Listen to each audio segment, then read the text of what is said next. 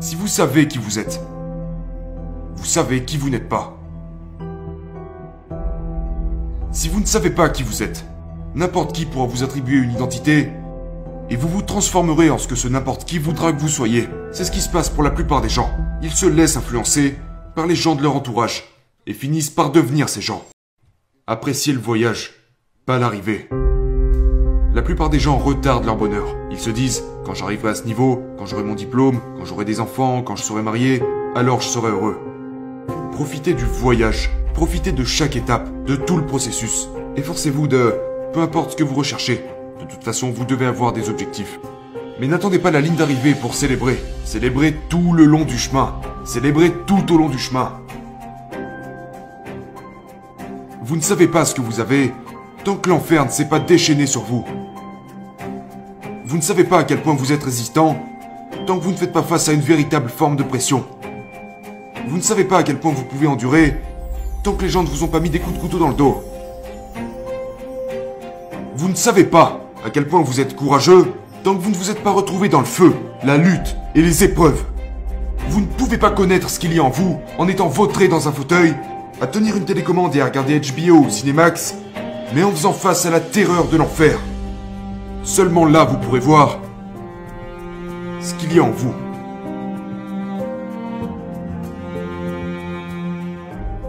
Très souvent, nous avons tous un minimum de talent dans un domaine. Mais ça ne veut pas dire que vous devez forcément y aller et faire cette chose. Vous devez comprendre que la vocation est à l'origine de l'alchimie qui existe au sein de la vie. Vous n'avez peut-être pas beaucoup de talent pour une chose, mais laissez-moi vous donner un exemple, parce que je suis en train de m'embrouiller là. Laissez-moi vous donner un exemple.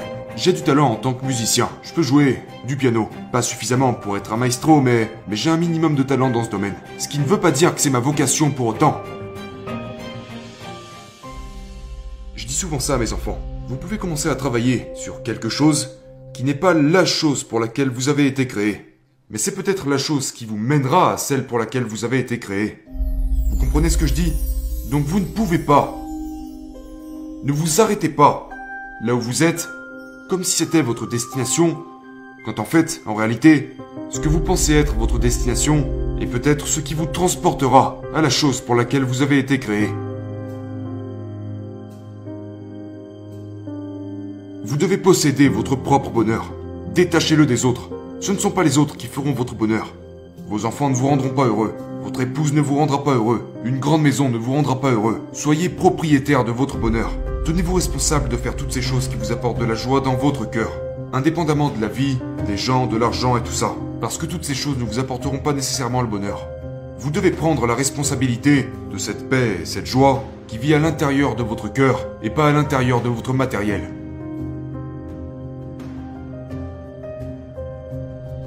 Le problème de notre génération, c'est l'addiction au divertissement, à la télévision, aux réseaux sociaux et toutes ces choses différentes. Nous vivons à une époque où l'abrutissement est devenu la norme. Parce que nous avons troqué l'efficacité contre l'occupation. Nous sommes plus occupés que toute autre génération ayant vécu au cours des 300 à 400 dernières années. Nous sommes constamment occupés. Et nous pensons que parce que nous sommes occupés, nous sommes productifs.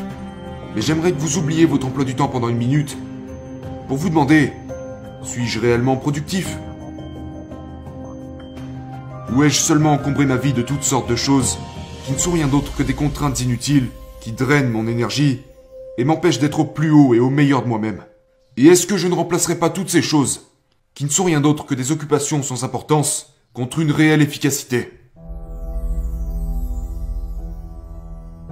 80% des choses que nous faisons sont des choses qui appartiennent au domaine de l'occupation, des activités qui ne sont pas importantes, en plus de ne pas être productives.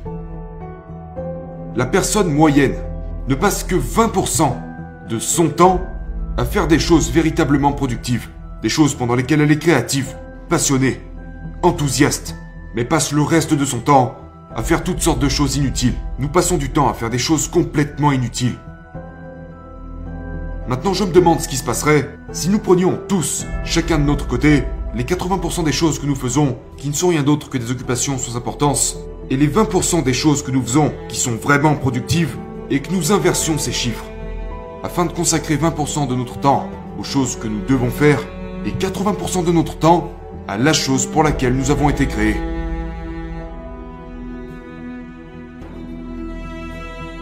Je me demande ce qui arriverait à votre vie. Maintenant, pensez à ça une minute. Il y a beaucoup de choses que vous pourriez me prendre que je pourrais remplacer. Vous pourriez me prendre mon costume, j'en trouverai un autre. Vous pourriez me prendre ma voiture, j'en trouverai une autre.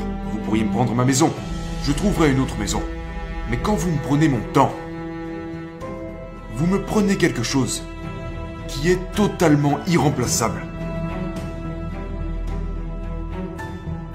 Nous prenons toutes sortes de cours de gestion financière. Nous savons comment gérer notre argent. Nous savons comment gérer nos relations, notre corps. Nous savons faire toutes sortes de choses sauf la plus importante, celle de valoriser notre temps.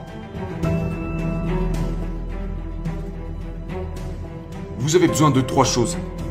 Une vision, des objectifs et un pourquoi. Voilà ce que vous êtes.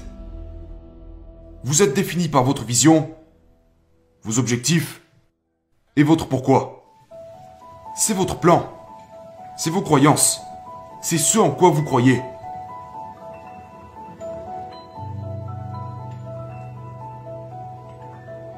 Si vous savez qui vous êtes, vous savez qui vous n'êtes pas.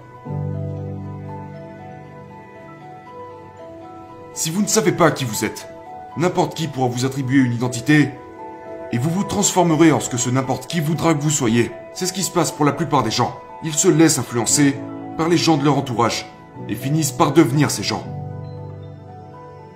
Les gens se font voler leur identité parce qu'ils ne savent pas qui ils sont en réalité. Et quand ces gens sortent de leur vie, ils se retrouvent complètement perdus parce que leur identité dépendait de ces gens. Ce problème est dû à une mauvaise compréhension de qui nous sommes. C'est à travers le désastre, c'est à travers l'adversité que notre force se développe.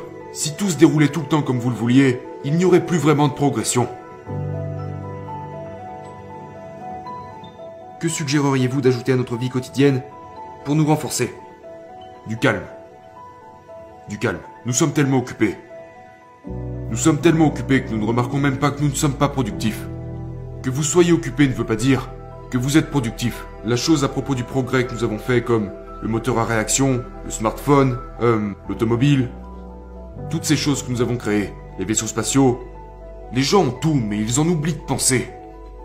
Aujourd'hui, tout va si vite. Et quand nous trouvons du temps libre, on va sur Twitter, Facebook, tout ça, c'est la mort de la créativité.